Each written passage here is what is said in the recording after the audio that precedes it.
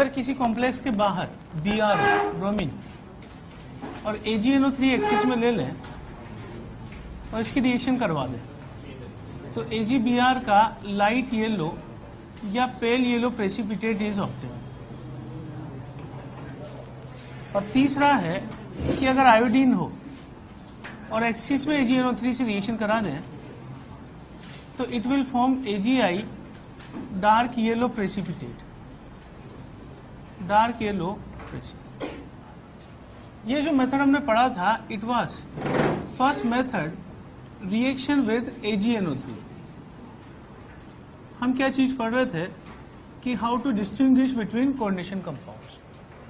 ठीक, reaction with AgNO3 के बाद जो दूसरा मेथड है, सेकंड मेथड है reaction with BaCl2, barium chloride बोलते हैं इसे, रिएक्शन विद BaCl2।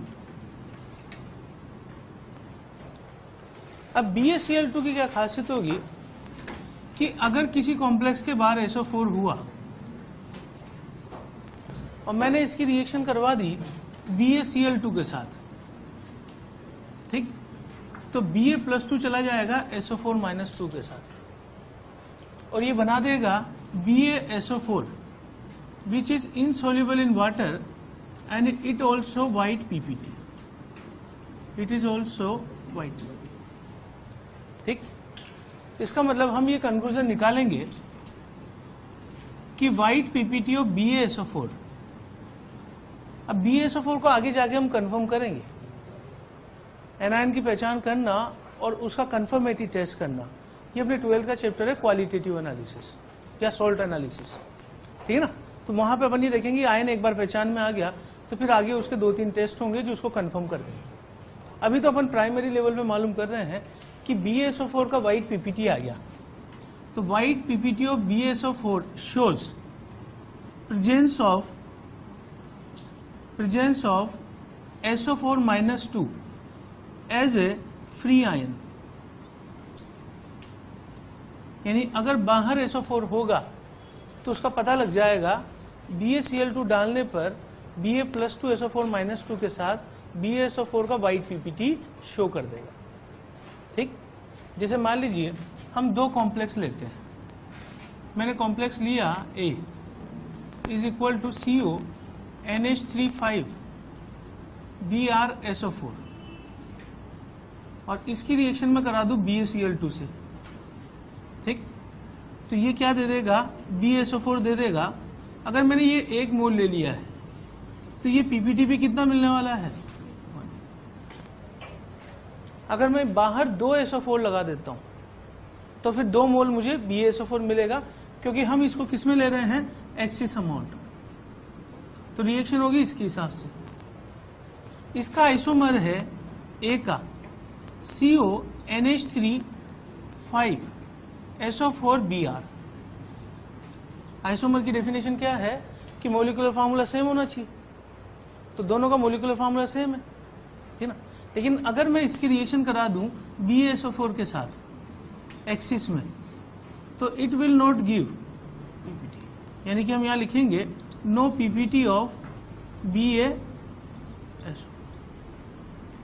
लेकिन अगर मैं यहां AgNO3 डाल दूं तो AgNO3 इन दोनों में डिस्टिंग्विश करने का काम करेगा, क्योंकि AgBr का पेल येलो प्रेसिपिटेट आ जाएगा, ठीक है ना। लेकिन अगर सल्फेट है तो उसे पहचानने के लिए हम किसका यूज लेते हैं, BaCl2 का। समझिए बात हो, यहाँ पे जो सल्फेट है ये यहाँ पे किसकी तरह काम कर रहा है, मोनोडेंटेट की तरह। ठीक, तो ये मैं लिखा चुका हूं कि कुछ लिगेंड ऐसे हैं जिनकी डेंटिसिटी वेरिएबल है, जैसे EDT लिखाया था वहां पे, सल्फेट लिखाया था 1 या 2, मोनोडेंटेट या बाइडेंटेट दोनों की तरह यूज कर सकता है, दोनों की तरह वर्क कर सकता है, ठीक है ना। तो सल्फेट यहाँ जो अंदर है ये मोनोडेंटेट है या डाइडेंटेट है, ये पता कैसे लगा हमें कि कोबाल्ट+3 के लिए कोऑर्डिनेशन नंबर 6 फॉलो करेगा, और 6 का मतलब है कि उसके आसपास 6 सिग्मा बॉन्ड होंगे, तो 6 में से 5 तो ये लिगेंड बना लेंगे एमाइन, और बचा हुआ 1 बॉन्ड ये बनाएगा। तो अगर ये एक ही बॉन्ड बना रहा है इसका मतलब किसकी तरह काम कर रहा है, मोनोडेंटेट, है ना। तो ये चीज हमें कोऑर्डिनेशन नंबर देख के पता लगती है। जैसे EDT है कोबाल्ट+3 के साथ आ गया, Fe+3 के साथ आ गया, तो Fe+3 किसको फॉलो करता है? 6 कोऑर्डिनेशन नंबर को, और 6 कोऑर्डिनेशन नंबर है तो EDT is working as a hexadentate ligand. तो जो साथ में मेटल एटम या सेंट्रल एटम है उसका स्टेट देख के भी हम आइडिया लगा सकते हैं कि how many monodentate ligands are should be present. Note करो। अच्छा मेथड है अपने पास सी, वो है इलेक्ट्रिकल कंडक्टिविटी।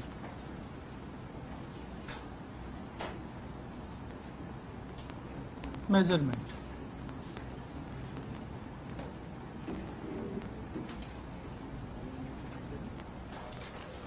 अगर हम कॉम्प्लेक्स में डिस्टिंग्विश करना चाह रहे हैं बेस्ड ऑन इलेक्ट्रिकल कंडक्टिविटी, तो उसके लिए प्रिंसिपल ये है कि if number of ions increases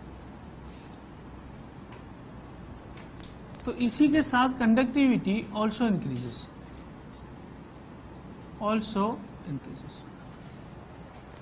ये हम किस में बात कर रहे हैं? सॉल्यूशन में। सॉल्यूशन में कंडक्टिविटी किसकी वजह से होती है? Because of the ions. तो अगर हम आयंस बढ़ाते जाएंगे तो कंडक्टिविटी भी बढ़ती जाएगी। तो जैसे मान लीजिए मैं पहला एग्जांपल लेता हूं, COCl3.3NH3। ये मैंने इसका एग्जैक्ट फार्मूला नहीं लिखा है जैसे अपन कॉम्प्लेक्स में शो करते हैं। इसका जो कॉम्प्लेक्स हो सकता है वो हो सकता है CONH3, यहां से जो है 3 और ये Cl3, ये फार्मूला हो। ये मैं कैसे लिख रहा हूं? कोऑर्डिनेशन नंबर 6 को फॉलो करवाते हैं। अब बताइए इसमें कितने आयन मिलेंगे? जब हम पानी में इसको घोलेंगे तो आयन कितने मिलेंगे? यहां आयन मिलेंगे 0। कारण यह है कि इस पूरे कॉम्प्लेक्स पे चार्ज क्या है? 0। अगर आप ग्लूकोज का मॉलिक्यूल डाल दोगे पूरा, ठीक है, तो हम उसको आयन नहीं बोलेंगे, है ना। आयन बोलेंगे जब प्लस और माइनस चार्ज डेवलप होता। जैसे NaCl पानी में जाएगा तो Na+ और Cl-, these are called as ions. तो इसमें तो हम बोलेंगे आयन 0 है।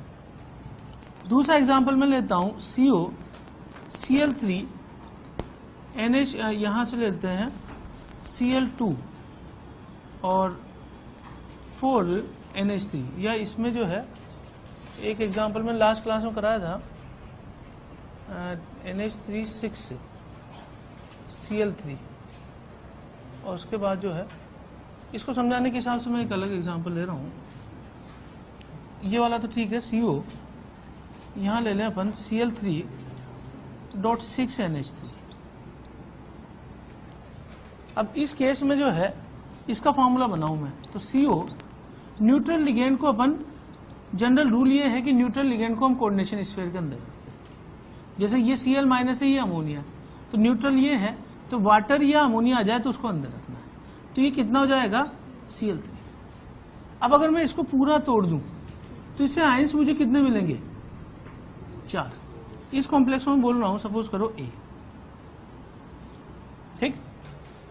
तो इससे आयंस मुझे कितने मिलने वाले हैं? 4, क्योंकि ये पूरा अलग टूटेगा और 3 Cl- इससे टूटने वाले हैं, ठीक।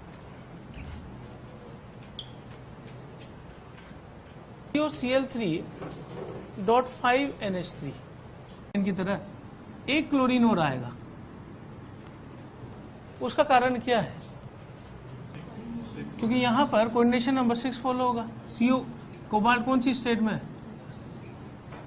अब अगर इसको मैं तोड़ूं तो इससे ये टूटेगा कैसे? CO NH3 5Cl+2 +2 Cl-। कितने आयंस मिल रहे हैं? आयंस मिल रहे हैं 3। इसके बाद अगला एग्जांपल है COCl3.4NH3। तो इस केस में CO यहां जाएगा NH3 होल 3, उसके बाद होल 4 Cl2 और एक Cl बाहर आ जाएगा। इससे आयन कितने मिलने वाले हैं? इससे आयन मिलेंगे 2। और एक मैं ले चुका हूं COCl3.D, इसी को दोबारा लिख रहा हूं मैं, COCl3.NH3। तो ये हो जाएगा CONH3 होल 3 Cl3, और आयन इससे क्या मिला? 0। अब आयन या तो 0 मिलेगा या 2 मिलेगा मिनिमम। एक आयन का केस नहीं होगा, कॉम्प्लेक्स टूटे तो एक आयन का केस नहीं होगा कभी। तो अगर मुझे इन सब में कंडक्टिविटी देखनी हो तो कंडक्टिविटी का ऑर्डर क्या होगा सॉल्यूशन में? Conductivity A greater than B greater than C greater than, तो ये हमारे पास तीसरा तरीका है how to distinguish on the basis of electrical conductivity. Electrical conductivity इस पे डिपेंड करती है कि वो कितने आयन्स प्रोड्यूस करता है ना, और आयन प्रोड्यूस करेगा। और अगर फार्मूला ऐसे दे दिया हो तो उसका रूल ये है कि न्यूट्रल लिगेंड को अंदर रखना है, और +3 स्टेट में है तो कोऑर्डिनेशन नंबर 6 फॉलो करेगा। अगर ये पांचों में अंदर रख दूं तो फिर फॉलो कराने के लिए मुझे एक क्लोरीन को भी अंदर रखना पड़ेगा। यहां पर 4 थे, ये चारों अंदर रखे तो इनमें से 2 क्लोरीन यहां है, तो आयन जो टूटेंगे एक आयन ये एक ion, number of ions 2। 3 ammonia और 3 Cl है, तो तीनों अमोनिया अंदर तीनों Cl अंदर, आयन का नंबर कितना हो गया? 0। समझ बात है? तो पहला क्राइटेरिया ये है कि how many ions are produce, more number of ions are produce more will be electrical conductivity in the solution. ये हम किसकी बात कर रहे हैं? In the solution. ठीक, अब नंबर ऑफ आयन्स के बाद एक और फैक्टर है जो कंडक्टिविटी को डिसाइड करता है। ठीक, नोट करो। एग्जाम्पल से अपन समझ रहे हैं, जैसे मैंने लिया CONH3 5 BrSO4, इसको मैंने बोल दिया A, और दूसरा कॉम्प्लेक्स ले लिया मैंने CONH3 5 SO4 और Br is equal to B। हमसे पूछा जाए कि इलेक्ट्रिकल कंडक्टिविटी कहां ज्यादा होगी, तो अगर नंबर ऑफ आयन्स के हिसाब से देखें तो ये आयन जो है 2 प्रोड्यूस करने वाला है, ये भी आयन कितने प्रोड्यूस करेगा, but conductivity of A is more than B। अब A की कंडक्टिविटी ज्यादा क्यों है? क्योंकि जब हम A को तोड़े तो CONH3 5 Br +2 + SO4 -2, तो जो चार्ज का मैग्नीट्यूड है वो कितना है? 2 और, तो अगर अपन फोर्स के हिसाब से देखें, चार्ज अगर ज्यादा आयन अगर ज्यादा चार्ज कैरी कर रहा है तो किसी आयन पे, जिसे कंडक्टिविटी कैसे डिफाइन करते हैं, हम प्लेट लगा देते हैं सॉल्यूशन के अंदर। अब प्लेट पॉजिटिव और नेगेटिव दोनों है, ठीक है, तो पॉजिटिव की तरफ नेगेटिव आयन भागेगा और नेगेटिव प्लेट की तरफ पॉजिटिव आयन भागेगा। इसी मूवमेंट से हम कंडक्टिविटी डिसाइड करते हैं। अब अपने पास सॉल्यूशन में 2 तरह के आयन पड़े हुए हैं, इसको तोड़ दूं तो CONH3 5 SO4 यहां +1 + Br-।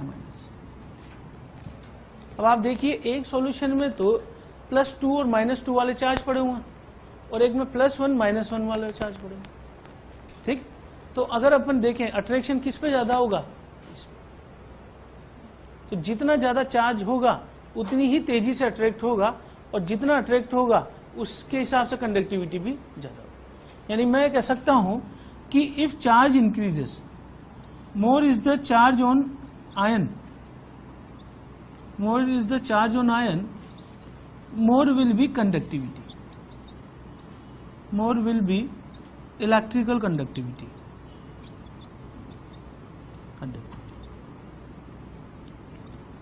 तो अगर आयंस डिफरेंट है, प्रोड्यूस्ड आयन डिफरेंट है, तो फिर हम आयंस के नंबर से ही डिसाइड करेंगे। तब रूल ये लगाएंगे मोर number of ions more will B conductivity. लेकिन अगर आयंस का नंबर सेम है लेकिन आयंस पे आने वाला चार्ज डिफरेंट है, तो जहां पर आयंस पे आने वाला चार्ज डिफरेंट ज्यादा होगा वहीं पे कंडक्टिविटी भी ज्यादा होगी। तो इसकी वजह से ये मोर कंडक्टिविटी शो। तो जो तीसरा तरीका है हमारा वो है that is based on electrical conductivity, distinguish करने के लिए। फिर आपको हमारा वो है by cryoscopic measurement, by cryoscopic measurement. Cryoscopic जो वर्ड है that is temperature related, temperature related. ठीक, अब टेम्परेचर रिलेटेड अगर अपन देखें तो इसमें कुछ चीजें आती है जैसे डेल्टा TF या डेल्टा TB, ये हम पढ़ चुके हैं सॉल्यूशन कोलिगेटिव प्रॉपर्टी में। अब सॉल्यूशन कोलिगेटिव प्रॉपर्टी में हमने जो पढ़ा है कि delta TF is equal to KF molality, और I में साथ में लिखता हूं उसमें, ठीक, और delta TB KB molality I। जो I वॉन्ट ऑफ फैक्टर है ये होता है 1 प्लस n-1 इंटू अल्फा। अगर मान लो स्ट्रॉन्ग इलेक्ट्रोलाइट ले लिया हमने, तो स्ट्रॉन्ग इलेक्ट्रोलाइट जो है इसके लिए अल्फा कितना हो जाएगा 1, यानी 100%। तो I की वैल्यू क्या हो जाएगी n। अब n हम किसको बोल रहे हैं, n is called as number of ions given by one molecule, given by one molecule, ठीक। अगर आप n की वैल्यू बढ़ा दोगे तो I की वैल्यू बढ़ जाएगी, और I बढ़ेगा तो डेल्टा TF बढ़ जाएगा, तो फ्रीजिंग पॉइंट डिक्रीज हो जाएगा, और डेल्टा TB भी बढ़ जाएगा, और बॉइलिंग पॉइंट जो है वो इंक्रीज हो जाएगा। यानी कि हम इस केस में ये आइडेंटिफाई कर सकते हैं, जैसे एग्जांपल अगर मैं ले लूं CONH3 4Cl2Cl और इसका 1 मोल ले लूं, ठीक, और दूसरा एग्जांपल मैं ले लूं CONH3 यहां पे जो है 5ClCl और इसका भी 1 मोल डिसोल्व कर लूं। अब अगर मैं डेल्टा TF यहां कैलकुलेट करूं तो यहां n नंबर ऑफ आयंस कितने हैं, 2, और I की वैल्यू भी कितनी होगी, 2 ही होगी, क्योंकि हम ये मानते हैं कि जितने भी सॉल्ट हैं वो पूरी तरीके से आयोनाइज हो जाते हैं, दे आर स्ट्रॉन्ग इलेक्ट्रोलाइट। तो स्ट्रॉन्ग इलेक्ट्रोलाइट के केस में I यहां 2 हो गया, ठीक है ना। यहां पे अगर मैं I कंसिडर करूं तो यहां नंबर ऑफ आयंस 3 है, तो I की वैल्यू क्या हो जाएगी। तो अगर आप 1 मोल इन दोनों का डिसोल्व कर रहे हो, सॉल्वेंट सेम है, तो हम कोलिगेटिव प्रॉपर्टी उसको बोल रहे थे कि जो सिर्फ नंबर ऑफ आयंस पे डिपेंड करती हो, not on the type of solute, ठीक है। तो इसका मतलब ये होगा कि जब यहां डेल्टा TB निकालूंगा मैं, तो KB इंटू मोलालिटी जो भी ले लिए, 1 मोल ले लिया मैंने इन 1 लीटर, सपोज करो इन विद 1 kg वाटर, और यहां पे 1 मोल विद 1 kg वाटर, तो KB 1/1 I की वैल्यू क्या हो जाएगी, और यहां डेल्टा TB डैश बराबर KB 1/1 I की वैल्यू कितनी हो गई। तो अगर आप ऑर्डर देखो तो delta TB dash is greater than क्या आएगा, डेल्टा TB। इस बार जो जेईई एडवांस का क्वेश्चन था वो सॉल्यूशन कोलिगेटिव और कॉम्प्लेक्स मिला के था, ठीक है ना। यानी उसमें क्या दिया था, इसी फार्मूले में बेस क्वेश्चन था, और इस फार्मूले में क्वेश्चन पूछा गया था, कॉम्प्लेक्स का फार्मूला जो है वो पूछा था जनरल फार्मूला देकर। एडवांस के पेपर देखोगे तो आपको मिल जाएगा क्वेश्चन ये, ठीक है। तो इससे जो है I निकाला था और I से N निकाला था, तो N पता लग जाएगा, तो ये पता लग जाएगा ना कितने आयंस वो दे सकता है, बताओ। ऐसा मैंने बताया भी था आपको क्वेश्चन कि आइडेंटिफाई करना हो कि कौन सा कॉम्प्लेक्स है 4 में से, तो हम सबसे पहले क्या निकालेंगे, I निकाल लेंगे। I निकल गया तो N निकल आएगा। अब मान लो मैंने सोल्व किया और I 2 आ गया, तो I 2 आ गया तो N भी 2 है। अब ऑप्शन में दोनों हो तो फिर हम किसको टिक करेंगे, तो ये वाला पोर्शन वो है जिसमें सॉल्यूशन कोलिगेटिव प्रॉपर्टी को कोऑर्डिनेशन कंपाउंड के साथ मिक्स किया जा सकता है ना। और ये लास्ट ईयर भी ये चीज बोली गई थी कि भाई ये वाला टॉपिक जो है इंपॉर्टेंट, और ये चीज जो है इस बार जेईई एडवांस से पूछी गई है। तो जो मैंने बताया था शुरू में कि पैटर्न इस तरीके का हो गया कि 2 चैप्टर मर्ज करके पूछ लिया। तो ये यहाँ से शीट में भी ऐसे क्वेश्चंस हैं, ट्राई करोगे तो पता लग जाएगा। तो इसी को हम बोलते हैं क्रायोस्कोपिक मेजरमेंट, जो कि सीधा किस पे डिपेंड करता है कि नंबर ऑफ आयंस कितने प्रोड्यूस हो। अगर नंबर ऑफ आयंस या नंबर ऑफ पार्टिकल ज्यादा होंगे तो जो कोलिगेटिव प्रॉपर्टीज हैं उनकी वैल्यू भी ज्यादा हो जाएगी, है ना। नोट करो, वो है reaction with concentrated H2SO4. Concentrated H2SO4 is a strong dehydrating agent. Strong dehydrating agent. अब ये क्या करता है कि अगर मान लो किसी कॉम्प्लेक्स के बाहर वाटर मॉलिक्यूल है, ठीक, एज ए फ्री आयन, हम बात कर रहे हैं एज ए फ्री आयन, ये फ्री मॉलिक्यूल बोलेंगे इसे हम। अगर हमने कॉन्सेंट्रेटेड H2SO4 डाल दिया तो ये डाइल्यूट होना चाहता है, और डाइल्यूट होना चाहेगा तो ये वाटर को एब्जॉर्ब करने लग जाता है। और वाटर अगर ये यहां से हटा देगा, रिमूव कर देगा परमानेंट, तो उस केस में जो कॉम्प्लेक्स का मास है, अगर यहां से वाटर हट गया तो मास लॉस होना चाहिए यहां पर, ठीक है। तो अगर कॉन्सेंट्रेटेड H2SO4 डालने पर कॉम्प्लेक्स का मास लॉस होता है, इसका मतलब आउटर स्फीयर में वाटर मॉलिक्यूल होने चाहिए। यानी कि हम इसके लिए रूल ये बनाएंगे कि if there is mass loss या there is weight loss after addition of concentrated H2SO4, अगर हमने कॉन्सेंट्रेटेड H2SO4 डाला और मास लॉस होगा, it shows presence of water molecule in outer sphere,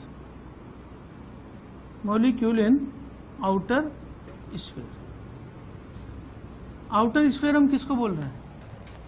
जो इसका पार्ट नहीं है। ये तो कोऑर्डिनेशन स्फीयर हो गया, और जो बाहर वाली चीज है उसको हम बोलते हैं आउटर स्फीयर। तो आउटर स्फीयर में वाटर होगा तो कॉन्सेंट्रेटेड H2SO4 डालने पर ये वाटर को एब्जॉर्ब कर लेगा और उसके कॉम्प्लेक्स के वेट में कमी आ जाएगी, वेट लॉस होगा। अगर वेट लॉस नहीं होगा तो इसका मतलब वाटर भी नहीं होगा इसके साथ, ठीक। रिएक्शन विद कॉन्सेंट्रेटेड H2SO4 में हमें कह रहे हैं कि अगर कॉन्सेंट्रेटेड H2SO4 डाला और मास लॉस है तो वो वाटर की प्रेजेंस को शो करेगा। जैसे मैं एग्जांपल ले लूं, CrH2O 5Cl Cl2.H2O, एक तो ये ले लूं मैं complex. Example CrH2O whole 6Cl3 और एग्जांपल CrH2O होल 4 Cl2.Cl.2H2। अगर आप इन तीनों कंपाउंड्स को देखो तो इनका मॉलिक्यूलर फार्मूला सेम होगा, ठीक है ना। ये क्वेश्चन एक बार जेई में आया हुआ है सब्जेक्टिव में, ठीक है ना। तब जेई ने क्या किया था कि सिंपल कॉमन एक फार्मूला ऐसे लिख दिया था, COH2O होल 6 और Cl3, इसके 3 कॉम्प्लेक्स 3 आइसोमर्स हैं, ठीक। तो जेई ने बताया था कि पूछा था कि इनके तीनों आइसोमर्स कौन कौन से, और उसके लिए जेई ने क्या दिया था इंफॉर्मेशन कि अगर मैं इसकी रिएक्शन कॉन्सेंट्रेटेड H2SO4 से कराऊं, ठीक है, तो इसमें मास लॉस होगा, ठीक है। अगर हम इसकी रिएक्शन कॉन्सेंट्रेटेड H2SO4 से कराएं तो इसका मतलब नो मास लॉस, ठीक। उसका कारण क्या है कि आउटर स्फीयर में वाटर मॉलिक्यूल नहीं है, और अगर मैं इसकी रिएक्शन कराऊं कॉन्सेंट्रेटेड H2SO4 से तो यहां भी मास लॉस होने वाला है, ठीक। अब मास लॉस होगा तो कितना होगा वो देख रहे हैं। अगर मान लीजिए इसका मोलर मास मैंने ले लिया m, मोलर मास मैंने ले लिया कैपिटल M, तो ये एक वाटर मॉलिक्यूल जो है इसके साथ जाने वाला है।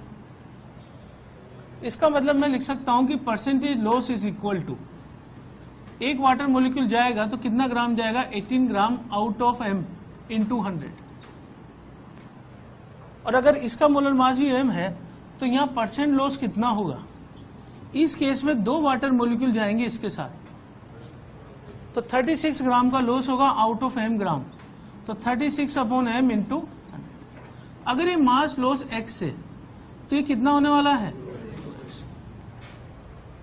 तो जेई ने ये बोला था कि एक कंपाउंड है उसके 3 आइसोमर्स पॉसिबल है, एक पर कॉन्सेंट्रेटेड H2SO4 डालने पे there is no mass loss, बाकी 2 पे दे दिया था कि एक में 6% और एक में 12%।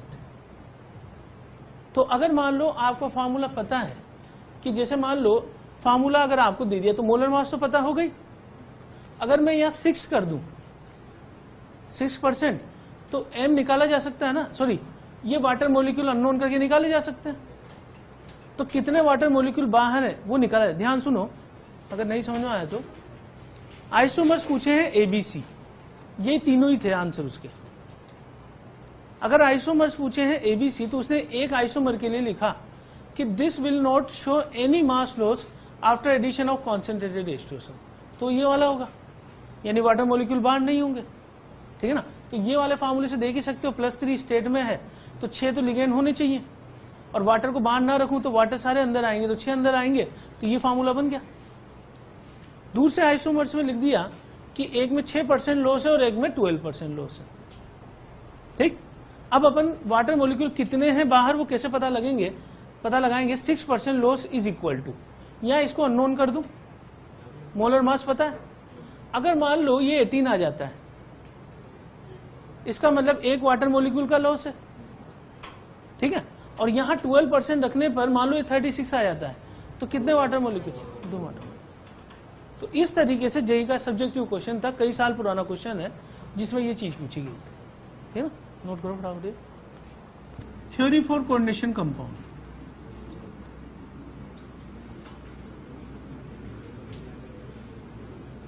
हम इसमें क्या क्या चीज देख चुके हैं। सबसे पहला पार्ट अपन ने नेमिंग देख ली कोऑर्डिनेशन कंपाउंड की, और दूसरा ये पढ़ चुके अपन how to distinguish between coordination compound. अगला जो है सब topic theory for coordination compound, ये टॉपिक है कि डेवलपमेंट कैसे हुआ कोऑर्डिनेशन कंपाउंड की थ्योरीज का। जैसे हम बॉन्डिंग पढ़ते हैं तो बॉन्डिंग में लुईस थ्योरी आती है सबसे पहले, उसके बाद VBT theory, VAC PR theory, उसके बाद नेक्स्ट हाइब्रिडाइजेशन, और उसके बाद एमओटी कंसेप्ट। तो ये जिस ऑर्डर में बोल रहा हूं इसी ऑर्डर में डेवलपमेंट भी हुआ है कंपाउंड्स के। तो कोऑर्डिनेशन कंपाउंड में जो सबसे पहली थ्योरी हम पढ़ रहे हैं वो पढ़ रहे हैं वर्नर्स थ्योरी। ये बहुत पुरानी थ्योरी है और अब आज के डेज में यूज नहीं की जाती, ठीक ना, मतलब ये ऑब्सोलीट जो है वो थ्योरी है एक तरह से। इसने क्या किया, इसके टाइम तो बहुत कम कंपाउंड्स पता थे, तो इसने कंपाउंड का फार्मूला बनाने के लिए 2 तरह की वैलेंसीज डिफाइन की। सबसे पहले प्राइमरी वैलेंसी और उसके बाद दूसरी सेकेंडरी वैलेंसी। ये सेकेंडरी वैलेंसी और प्राइमरी वैलेंसी इसने डिफाइन की फॉर द कोऑर्डिनेशन कंपाउंड। तो सबसे पहले अपन पढ़ रहे हैं प्राइमरी वैलेंसी। प्राइमरी वैलेंसी का ये पॉइंट है, इट इज सेटिस्फाइड बाय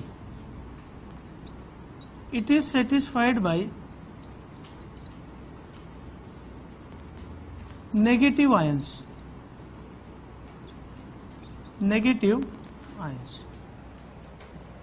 दूसरा है इट इज इक्वल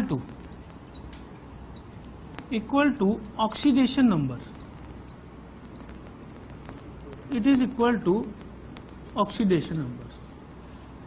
तीसरा है इट इज आयोनाइजेबल, और चौथा है इट इज नॉन डायरेक्शनल।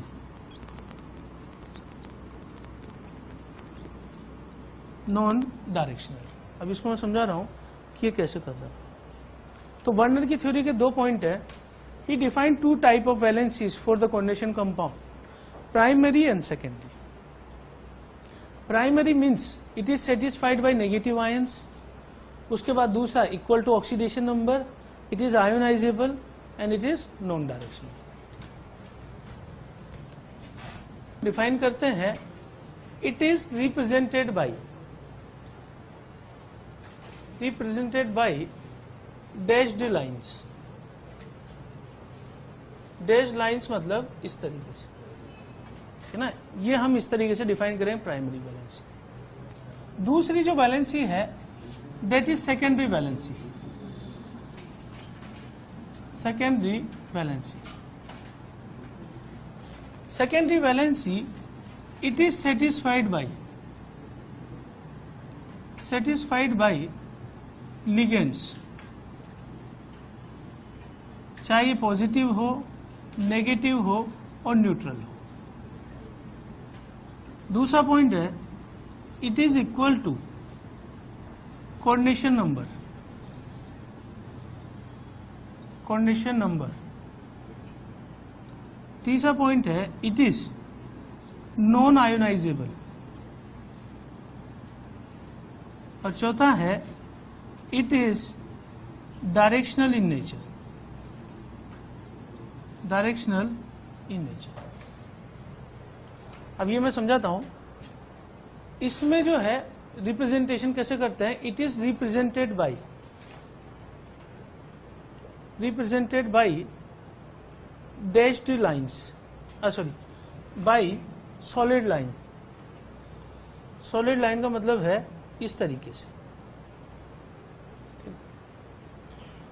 दो तरह की वैलेंसी डिफाइन करने के बाद वर्णन ने एक रिप्रेजेंटेशन दिया कंपाउंड्स के लिए, जिसको उसके नाम पे बोला गया है Werner representation of complex, Werner representation of coordination compound, coordination compound. ठीक, वर्नर ने कोऑर्डिनेशन कंपाउंड का रिप्रेजेंटेशन किया। ये बहुत पुराना कंसेप्ट है जो कि बहुत कम कॉम्प्लेक्स पे लगता है, क्योंकि उस टाइम तक डिस्कवरी कम ही कॉम्प्लेक्स की हो पाई थी, ठीक ना। तो इस हिसाब से डेवलप हुआ था मॉडल। जैसे एग्जांपल हमने ले लिया CO, NH3(6)Cl3। अब आप ऑक्सीडेशन स्टेट देखो, इसका +3 है और कोऑर्डिनेशन नंबर कितना है 6। ऑक्सीडेशन नंबर को सेटिस्फाई करने वाला आयन कौन सा है, Cl-। ठीक, तो सबसे पहले ये चीज किसको सेटिस्फाई कर रही, प्राइमरी वैलेंसी। और ये वाली लिगेंड है, लिगेंड किसको सेटिस्फाई करेंगे, सेकेंडरी वैलेंसी। ये प्राइमरी वैलेंसी, ये secondary valency. It is equal to oxidation state and it is equal to coordination number. दो तरह की वैलेंसी इसने डिफाइन की। और रिप्रेजेंटेशन कैसे किया है इसने, कि अगर मैं कोबाल्ट को सेंटर में रख दूं तो जितने भी लिगेंड आपको दिखाई दे रहे हैं उनको आप सॉलिड लाइन से जोड़ दीजिए इस तरीके से, अमोनिया अमोनिया अमोनिया। ठीक, और उसके बाद जो है इसके आसपास हम 3 Cl कहीं भी लगा देते हैं, जैसे एक यहां लगा दिया, एक यहां और एक यहां। और इस Cl को मैं किससे रिप्रेजेंट कर दूं, डैश लाइन से। अब इसको समझना, पहले ही अपन क्या बोल रहे हैं, प्राइमरी वैलेंसी किससे रिप्रेजेंट कर रहे हैं, डैश। ठीक है, और डैश लाइन से रिप्रेजेंट कर रहे हैं, तो it is satisfied by negative ions. तो नेगेटिव आयन के साथ कौन सी लाइन जुड़ेगी, डैश लाइन। ठीक है, it is equal to oxidation number, it is ionisable, यानी कि जब अगर अपन इसको अलग करें, ठीक है ना, तो उस केस में इट इज आयोनाइजेबल और नॉन आयोनाइजेबल, ये भी कह सकते हैं अपन। अगर ये लिगेंड की तरह है तो ये में भी नॉन आयोनाइजेबल। तो बाहर जो Cl- है वो अलग हो सकते हैं, तो इसलिए अपन बोल रहे हैं non ionize, it is ionizable. It is non directional. Negative ion कौन से बॉन्ड के थ्रू जुड़े होते हैं, आयनिक बॉन्ड के थ्रू। और आयनिक बॉन्ड हम बोलते हैं दैट इज नॉन डायरेक्शनल, क्योंकि Na+ के आसपास Cl- कहीं भी लगा दूं मैं, फर्क नहीं पड़ता। लेकिन कोवेलेंट कंपाउंड में ग्रुप जो हम लगा रहे हैं उस ग्रुप की पोजीशन कंपाउंड को बदल देती है, जो आइसोमेरिज्म में पढ़ते हैं कि अगर मान लो 4 कार्बन की चेन है, दूसरी पोजीशन पे लगा दिया, 5 कार्बन की चेन है, दूसरी या तीसरी पे लगा दिया, तो उस केस में उसका कंपाउंड का नाम बदल जाएगा, कंपाउंड बदल जाएगा। तो ionic bond is non directional, और ये कहीं भी लगाए जा सकते हैं नेगेटिव आयंस, जैसे मैं इनको कहीं भी लगा रहा हूं, ठीक ना। उसके बाद दूसरी वैलेंसी कौन सी है, secondary. Secondary valency is satisfied by ligands, it may be positive, negative और neutral, all. It is equal to coordination number, ठीक है ना। तो लिगेंड का जो नंबर है वही कोऑर्डिनेशन नंबर को डिसाइड कर रहा है। पुराना कंसेप्ट है, मोनोडेंटेट लिगेंड को ही कंसिडर कर रहा है, बाइडेंटेट होगा तो अलग हो जाएगा ना मामला, ठीक। It is non ionisable. अगर अपन आयंस को बोल रहे हैं अंदर पड़े हुए लिगेंड, तो लिगेंड थोड़ा अलग होंगे, अलग होने वाली चीज कौन सी, ये वाली। तो it is non ionisable. It is directional. Directional क्यों है, क्योंकि बॉन्ड कौन सा है, कोवेलेंट। कोवेलेंट बॉन्ड में इससे फर्क पड़ता है कि आप कहां लगा रहे हो ग्रुप को, ठीक है। और it is satisfied bye, represented by solid lines. तो कंक्लूजन ये है, वर्नर रिप्रेजेंटेशन करेंगे, जितने भी लिगेंड है उनके साथ सॉलिड लाइन जोड़ देंगे, और सॉलिड लाइन का मतलब सेकेंडरी वैलेंसी, और जितने भी नेगेटिव आयंस है उनके साथ डैश लाइन जोड़ देंगे, डैश लाइन मतलब प्राइमरी वैलेंसी। समझिए बात? तो और कंपाउंड का देखते हैं अपन इसमें, CONH3 और इसके बाद जो है Cl, और यहां ले लूं मैं Cl2। ठीक, अब इसके अंदर क्या होगा, ये तो सारे लिगेंड है, तो सबसे पहला काम ये करें कि जितने भी लिगेंड है उनको ड्रॉ कर लें और सॉलिड लाइन से जोड़ दें इसे। अमोनिया, ये अमोनिया, अमोनिया और Cl, ठीक है ना। ये अपन ने क्या किया, जितने भी लिगेंड है सबको सॉलिड लाइन से जोड़ दिया। उसके बाद एनाइंस को पहचाने, एनाइंस कौन से हैं, तो जो इसका चार्ज है +3, उसको सेटिस्फाई करने वाले तीनों आयंस हैं, तीनों आयंस हैं। तो 2 क्लोरीन मैंने यहां लिखा है, इनके साथ मैंने कौन सी लाइन जोड़ दी, डैश। तो बाहर वाले जो आयन है उनके साथ डैश लाइन जुड़ जाएगी नेगेटिव आयंस के साथ, ठीक है ना। और अंदर वाला एक क्लोरीन, ये दोनों की तरह काम कर रहा है, नेगेटिव आयन भी है और लिगेंड भी। तो इससे हमें आइडिया लग जाएगा, जैसे ये रिप्रेजेंटेशन कर दिया तो इससे हमें आइडिया लग जाएगा कि फार्मूला क्या हो सकता है। जैसे यहां पे ये डैश लाइन है तो ये बाहर होगा स्फीयर के बाहर, ठीक है ना, और सॉलिड लाइन है तो स्फीयर के अंदर होगा। तो पता लग गया, सॉलिड लाइन है तो ये 6 के 6 अंदर है NH3 और ये बाहर दोनों क्लोरीन मैंने लगा दिए इस तरीके से, ठीक है ना। तो बहुत पुराना कंसेप्ट है ये, जो कोऑर्डिनेशन कंपाउंड में अपन यूज करते हैं। हाँ, H3 यहां में ले लो 4 Cl2Cl। अब रूल वही है कि वर्नर रिप्रेजेंटेशन करना है, तो जितने भी लिगेंड है वो सब इसके आसपास अपन कंबाइन कर देंगे इस तरीके से, NH3 Cl Cl। अब इनमें से जो नेगेटिव लिगेंड है, एनायनिक लिगेंड बोलते हैं इसे अपन, एनायनिक लिगेंड, तो एनायनिक लिगेंड के साथ हम लाइन कौन सी जोड़ देंगे, डैश्ड। और एक क्लोरीन बाहर पड़ा हुआ है, उस क्लोरीन के साथ हम कौन सी जोड़ेंगे, सिर्फ।